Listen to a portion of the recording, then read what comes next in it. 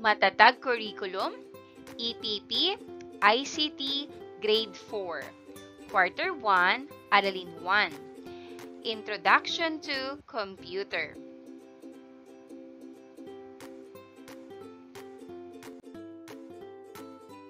Magandang buhay mga bata! Tara, samahan ninyo akong matuto kasama si Teacher Aika, your online teacher. Please don't forget to subscribe, like, share, and hit the notification bell for more videos. Thank you! Magandang araw! Kumusta? Naway nasa mabuti kayong kalagayan kasama ang inyong pamilya. Handa na ba kayong matuto ngayong araw? Kung oo, simulan na natin. Ang ating aralin ay tungkol sa Introduction to Computer. Mga bata, simulan na natin. Mga kasanayang pampagkatuto. Naipaliliwanag ang kahalagahan ng computer at iba pang computing device. Mga pamantayan sa pagganap. Ang mga mag-aaral ay nakagagawa ng iba't ibang dokumento gamit ang computing device at productivity tools. Mga kasanayan, ang mga mag-aaral ay naipaliliwanag ang kahalagahan ng computer at iba pang computing devices. Mga layunin, natatalakay ang mga bahagi at gamit ng computer at peripherals nito. Number 2, natatalakay ang basic computer operations. Ang mga computer ay mahalagang bahagi ng maraming aspeto ng modernong buhay, mula sa pag-aaral at libangan hanggang sa komunikasyon at iba pa. Ang pag-unawa sa inyong interaksyon sa mga computer ay makakatulong sa atin na bumuo ng matibay na pundasyon para sa aralin natin ngayong araw. Narito ang isa pang aralin sa EPP ICT for Grade 4, Introduction to Computer, Basic Computer Operations. Booting and shutting down the computer. Ang tamang pag-boot at pag-shutdown ng computer ay mahalaga upang maiwasan ang pagkasira ng hardware at pagkawala ng data. Keyboarding techniques. Ang tamang posisyon ng kamay at daliri sa keyboard ay makakatulong upang mapabilis ang pagtatype at maiwasan ang sakit sa kamay.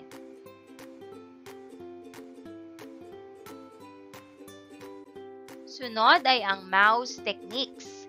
Ang tamang paghawak at paggamit ng mouse ay makakatulong upang maiwasan ang pagkapagod at pinsala sa kamay. Left click, right click, vertical scrolling, backward and forward. Narito ang ating mga gawain. Panuto. Basahin at unawain ang mga pahayag sa bawat gawain. Isulat sa sagutang papel ang T kung tama ang pahayag at M naman kung mali ang pahayag. Number 1, ang paggamit ng ICT equipment at gadgets ay makatutulong sa mabilis na pagpapadala at pangangalap ng impormasyon. Ang tamang sagot, letrang T, tama. Number 2, ang ICT ay tumutukoy sa iba't ibang uri ng teknolohiya gaya ng radyo, telebisyon, telepono, smartphones, computer at internet. Ang tamang sagot, letrang T, tama. Number 3, napapabilis ng ICT ang komunikasyon. Ang tamang sagot, letrang T. Tama. Number 4, hindi kailangan ang ICT sa pagpapalawak ng kaalaman.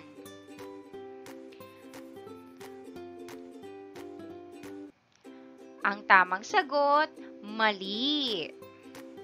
Letter M. Number 5, mahalaga ang computer at computing device sa ating pang-araw-araw na gawain. Ang tamang sagot, letrang T.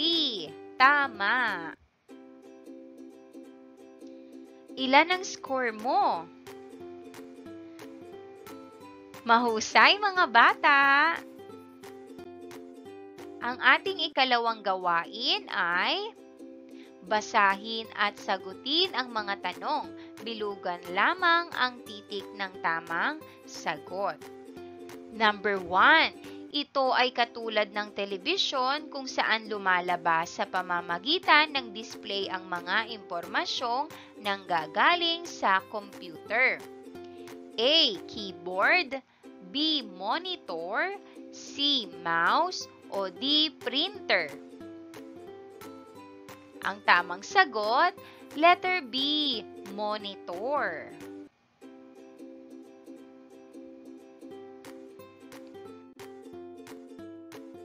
Number 2, ito ay isang makinang elektroniko na gumagamit ng digital signal sa pagpoproseso ng mga komplikadong problema sa matematika, paggawa ng mga formal na dokumento o ulat, pagtatago ng datos o program upang mapadali ang gawain at paglilibang. A. Computer, B. Printer, C. Typewriter, or D. Scanner. Ang tamang sagot, letrang A. Computer. Number 3. Ginagamit ito upang maimprenta o mailimbag sa papel ang mga dokumento o larawan mula sa computer. A. Keyboard, B. Monitor, C. Mouse, o D. Printer. Ang tamang sagot, letrang D. Printer.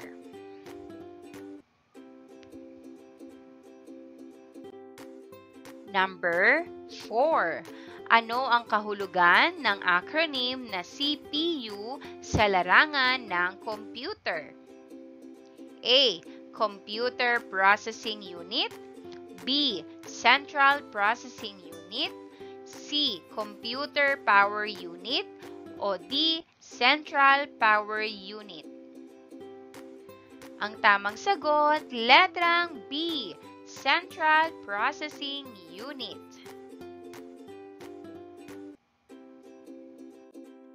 Number 5.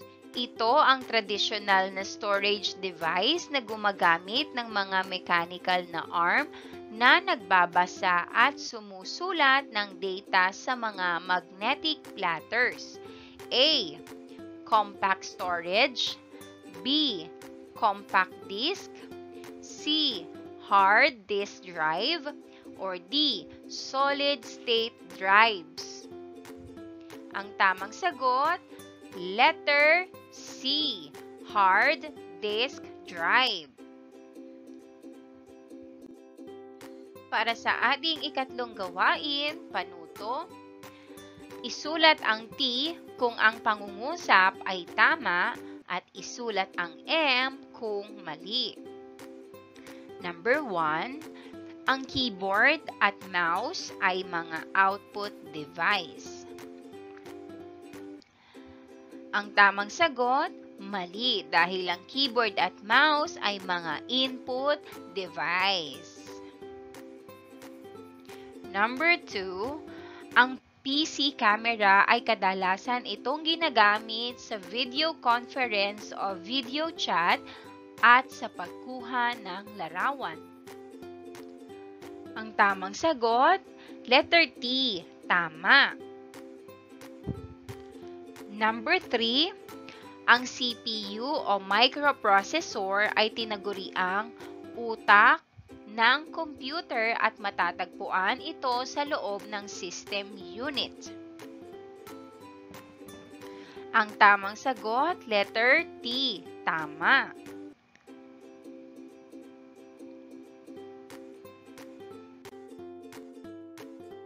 Number 4, ang shutting down ay ang proseso ng pagpapatakbo ng operating system or OS at iba pang mga software sa isang computer mula sa kapangyarihang off hanggang sa nagiging fully operational ito. Ang tamang sagot, letrang M. Mali. Number 5.